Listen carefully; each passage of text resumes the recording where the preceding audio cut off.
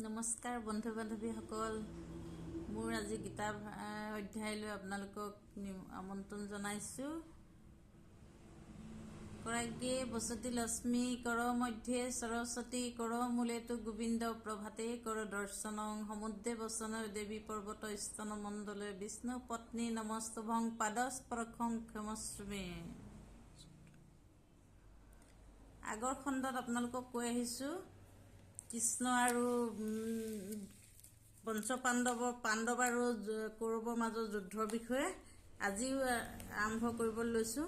হে কৃষ্ণ, এই যুদ্ধৰ আত্মীয় স্বজনক বধ কৰি কি যে ভাল ফল হ'ব তাক মই বুজি পোৱা নাই, আৰু যুদ্ধত জয়লাভ কৰি ৰাজ্য আৰু সুখ ভোগ কৰিবৰ বাবে মোৰ কোনো আশংকা নাই। অৰ্জুনে কৈছে কৃষ্ণক, হে গোবিন্দ, ৰাজ্যৰে বা কি প্ৰয়োজন অথবা ভোগবিলাসৰ বা কি প্ৰয়োজন অথবা জীয়াই থাকিয়ে বা আমাৰ কি লাভ হ'ব? যিসকল লোকৰ বাবে আমি ৰাজ্য ভোগ বিলাস বা সুখ পাবলৈ আশংকা কৰিছোঁ, সেই শিক্ষাগুৰুসকলক, পিতৃসকলক, পুত্ৰসকলক, পিতাসকলক, মোমাইসকলক সকলোকে বধ কৰি ধন সম্পদ বিসৰ্জন দিবৰ বাবে প্ৰস্তুত হৈ এয়া সন্মুখতে ৰৈ আছোঁহি। হে মধুসূদন, এওঁলোক আমাক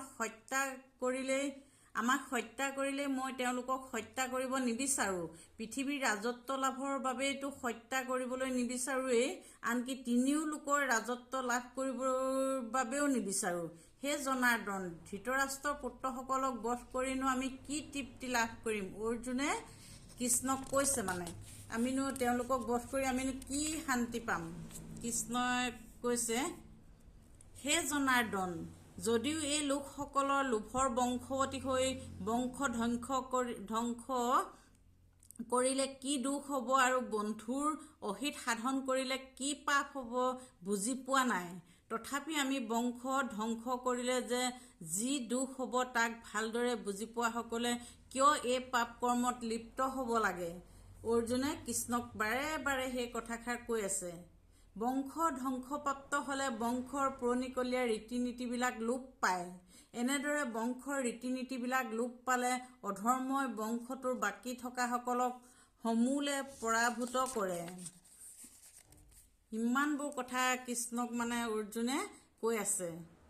হে কৃষ্ণ, বংশত যেতিয়া অধৰ্মই প্ৰধান হৈ উঠে তেতিয়া বংশৰ তিৰোতাসকলৰ চৰিত্ৰহানি ঘটে। হে বাঞ্ছেয়, চৰিত্ৰহানি হৈ তিৰোতাসকলৰ প্ৰদূষিত হ'লে বংশত অবাঞ্ছিত সন্তানৰ জন্ম হয়। ইমানবিলাক কথা অৰ্জুনে বুজাই আছে কৃষ্ণক, তথাপিও যুদ্ধ কৰিব মন নাই তেওঁ, সেইকাৰণে বুজাই আছে। বংশত অবাঞ্ছিত সন্তানৰ সংখ্যা বাঢ়ি গ'লে বংশৰ সকলো মানুহৰ আৰু বংশৰ পৰম্পৰা নষ্ট নকৰাসকলৰ উভয়ৰে জীৱন নিশ্চিন্তভাৱে নৰকতুল্য হয়। শ্ৰাদ্ধত পিণ্ড আৰু তৰ্পণ দিয়াৰ দৰে ধৰ্মকৰ্মসমূলি বন্ধ হৈ যোৱাৰ ফলত এনে বংশৰ মানুহবিলাকৰ পূৰ্বপুৰুষ সকলো অধোগতি হয়।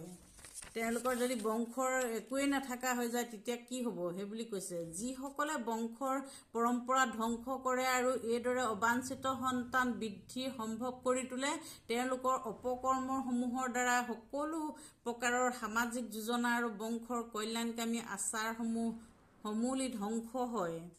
হে জনাৰ্দন, এই কথা মই গুৰু পৰম্পৰাক্ৰমে শুনি আহিছোঁ যে যিসকল লোকে বংশৰ আচাৰসমূহ বিনাশ ঘটাইছে তেওঁলোক অন্ততঃ নৰকত বাস কৰে। হায়, কি আচৰিত কথা যে ৰাজ্যসুখ লাভ কৰাৰ লোভত নিজৰ আপোন মানুহবিলাককে বধ কৰিবলৈ চেষ্টা কৰি আমি এটা ডাঙৰ পাপ কাম কৰিবলৈ আগবাঢ়িছোঁ। চব যুধিষ্ঠিৰ ধৰ্মপৰায়ণ যে তেওঁ সকলো কথা আগতেই গম পাইছে, কিন্তু তথাপিও যুদ্ধ কৰিবলৈ গোটেই কথাবিলাক কৃষ্ণক কৈ আছে, নকৰোঁ। যদি যুদ্ধক্ষেত্ৰত ধৃতৰাষ্ট্ৰৰ পুত্ৰসকলে হাতত অস্ত্ৰ লৈ আহি কোনো বাধা নিদিয়া অৱস্থাত আৰু হাতৰ পৰা অস্ত্ৰ ত্যাগ কৰা অৱস্থাত পাই মোক বধ কৰি পেলায়, তেতিয়া সেইটোৱেই মোৰ বাবে অধিক মংগলময় হ'ব। তেওঁ দেখিছেনে কিমান নিজক তলত ৰাখিব বিচাৰিছে অৰ্জুনে। সেইকাৰণে তেওঁ ভাবিছে মোক বধ কৰি পেলোৱাই ভাল, মই এই এখেতলোকক ইমান বধ কৰাতকৈ।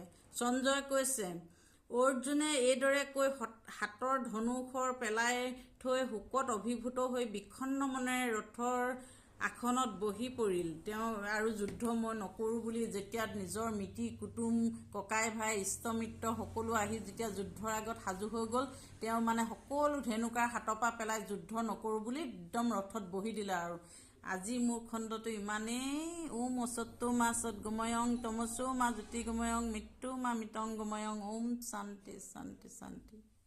নমস্কাৰ, ধন্যবাদ।